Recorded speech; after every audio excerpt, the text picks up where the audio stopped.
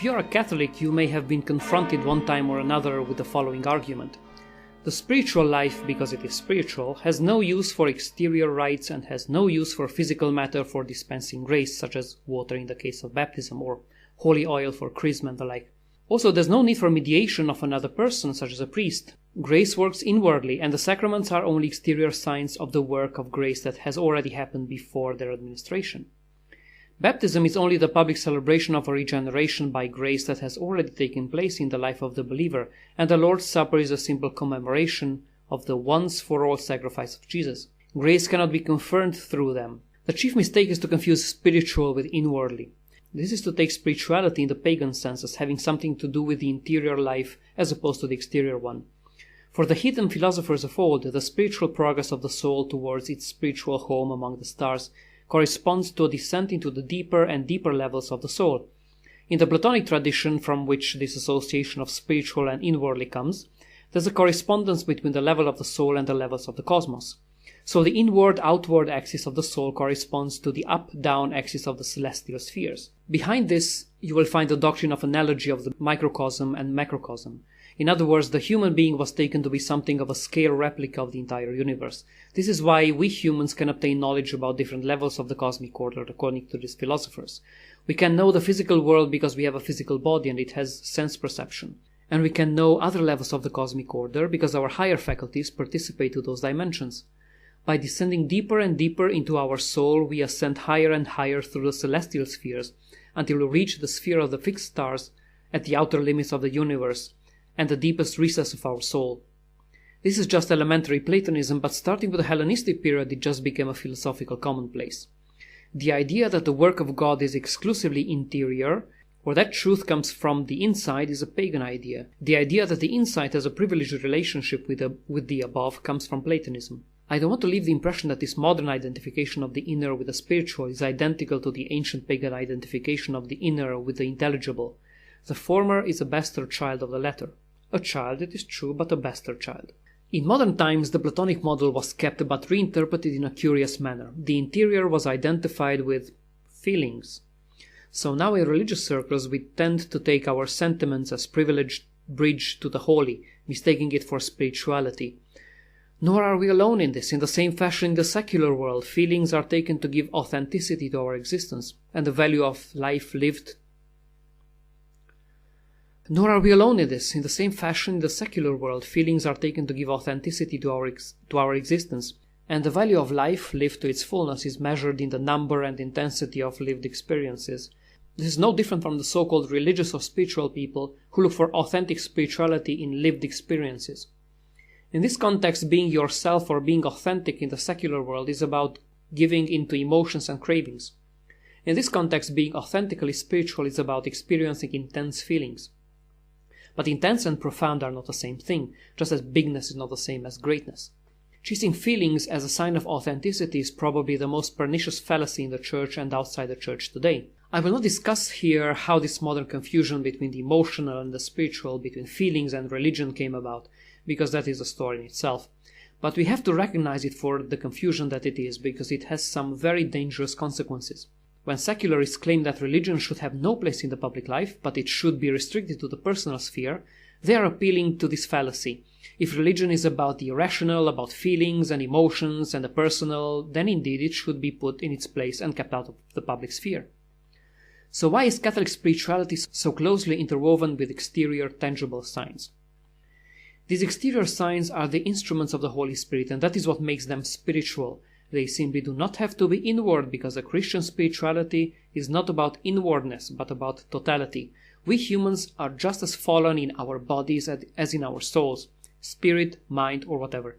It is not the case that our inward part has a privileged relation to things spiritual, so that the Holy Spirit would relate more or exclusively to our spiritual/inward dimension. He relates to us and works on us, body and soul, outward and inward together. Let me put it this way. If you think that prayer and relating to God is a question of inwardness and not empty exterior signs, please answer me the following question. Do you think that your soul or your inward nature is less fallen than your body, so that it is closer to God?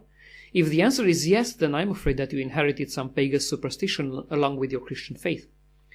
Body and soul, outward and inward, we are just as fallen and incapable of relating to God. It is He that relates to us, and since we are fallen both in body and soul, outward and inward, He will use both exterior and interior means to confer His grace upon us. There is no partiality with God, and He wants to save us completely, not only our interior half. That is why the proper way to receive His grace is through sacraments that are visible signs carrying invisible grace. They are visible signs producing an invisible effect, but they are not outward signs producing an inward effect, because they have an effect on the whole human being. In order to touch the whole human being, body and soul, they have to have both an interior and an exterior dimension. After 2000 years of Christian history, it is difficult to us today to imagine the great novelty that this religion brought to the world of late antiquity. It is too often assumed that Christianity came with a message that resonated with the expectation of the people that it reached. But this is not the case. A comic example of this is the preaching of Paul in the Areopagus before the Athenian sages. The outcome is predictable if you consider the beliefs of these philosophers. This is how Luke describes their action in Acts 17, verse 32. Now when they heard of the resurrection of the dead, some mocked, but others said, "We will hear you again about this." For pagan sages of the day, the concept of being born again spiritually was not new, but what they meant by this was completely different from what the Christian missionaries preached. Let's return to these ideas, because it's worth repeating some things and detailing them. The pagan sages of late antiquity saw the cosmos as a well-ordered unity that is composed of various levels. The Earth was for them a place of physical life, followed by the spheres of the planets. Beyond the last sphere, that of the fixed stars, there was the realm of the invisible, the purely intelligible, beyond space and time itself. The planets themselves were made of a material that was more spiritual than the physical matter of the earthly existence, but less spiritual than the realm beyond them. Back in his day, Aristotle put it this way: the space under the sphere of the moon is that of the earthly or bodily existence. Here everything that is made up of the four elements: fire, air, earth, and water. The seven spheres of the planets, though, are made up of a more pure element, ether, or the quintessence. On his part, the human being has a spiritual core, akin to the intelligible realities beyond the last visible sphere. On this core there's a layer of impressions related to the spheres of the planets.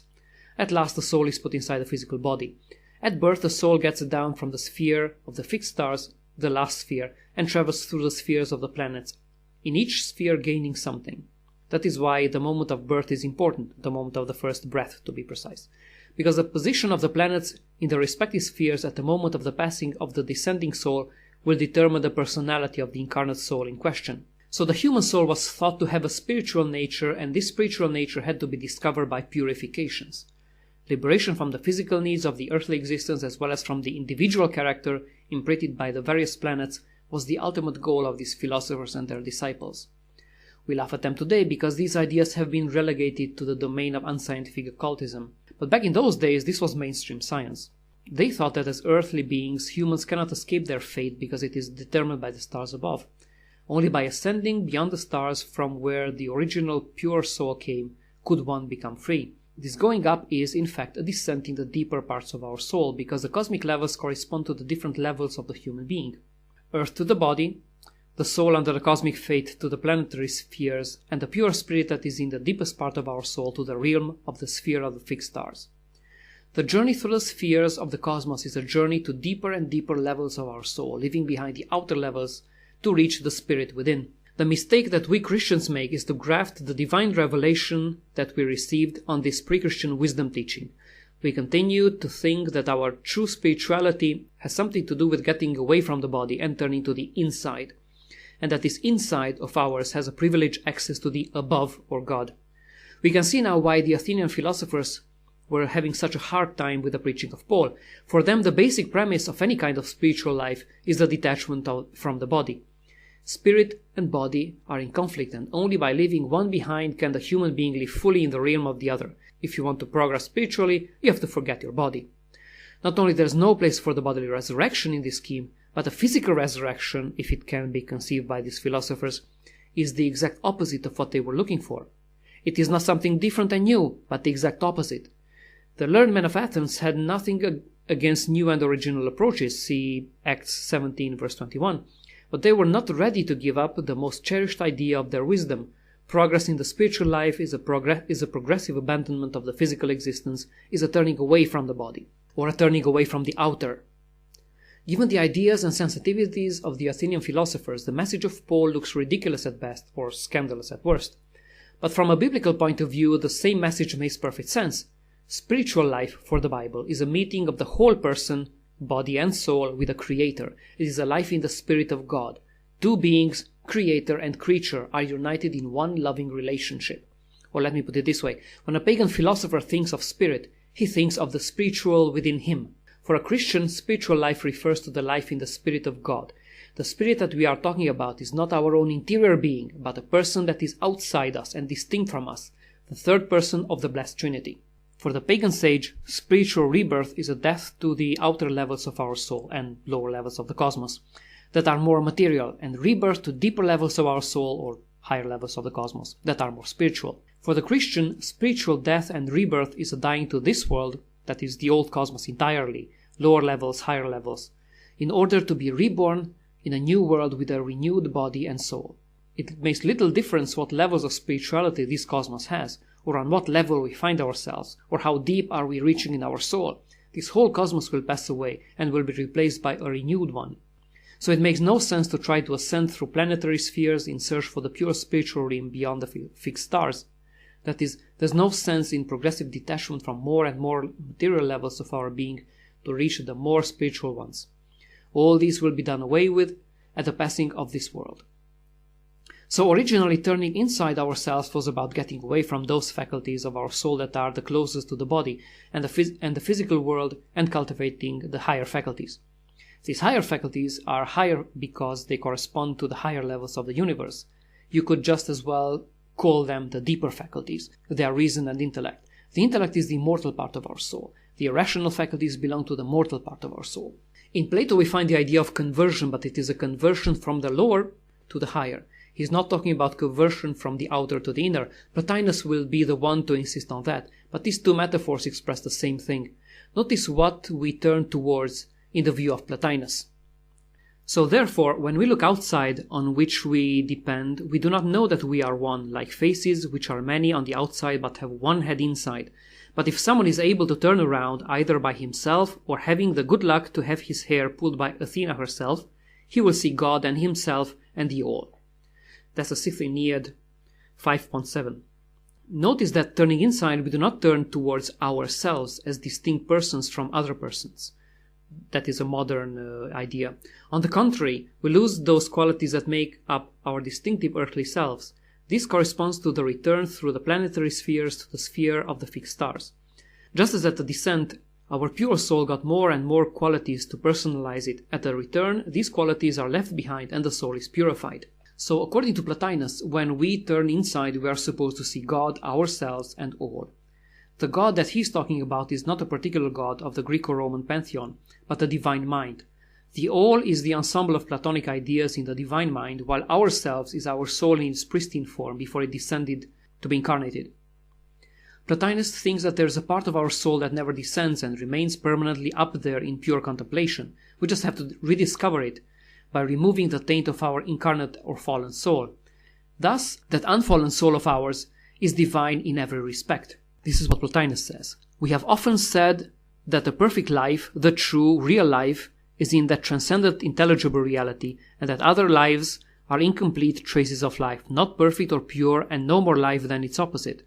Let us put it shortly, as long as all living things proceed from a single origin but have no life to the same degree as it, the origin must be first and foremost perfect life.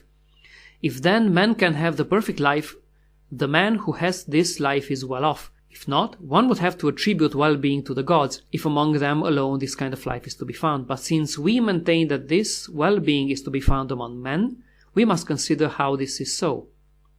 That's the first Aeneid 4.4. We see here how this idea of turning towards the inside got connected to spirituality. In the Platonic tradition, turning inside is the pathway towards becoming divine. In the case of Plotinus, we don't have to become divine because our innermost part is already so. After him, starting with the Iamblikos, Platonists will insist that the whole of our soul descends, so we don't just discover our intrinsic divinity, but we have to actually become divine. I should hasten to add that the divine that the pagan Platonists are talking about is not the same as the divine as we Christians understand it. We use the same term for different things. What Plotinus calls divine here is what we Christians would call angelic. What is relevant for our subject here is that in the Platonic tradition we find the roots of this metaphor that Protestants and others use, that of inwardness as a gateway to the spirit, and at its origins this metaphor is about pagan divinization. It is ironic that the same people who see paganism in Christian crosses or bell towers and other such things are completely oblivious to the really pagan element in their own mind. Of course, it's much easier to show a Christian cross and an Egyptian Ankh symbol to prove the supposed pagan connections of Catholicism than to recognize pagan elements in one's own mentality. But the Alexander Hislops of this world, Ralph Woodrow has since repented, are really just chasing the straw in other people's eyes, not seeing the beam in their own. It is quite fun to hear evangelicals denouncing paganism in Catholicism while they advocate biblical Christianity, without realizing that their way of thinking carries forward a decayed paganism.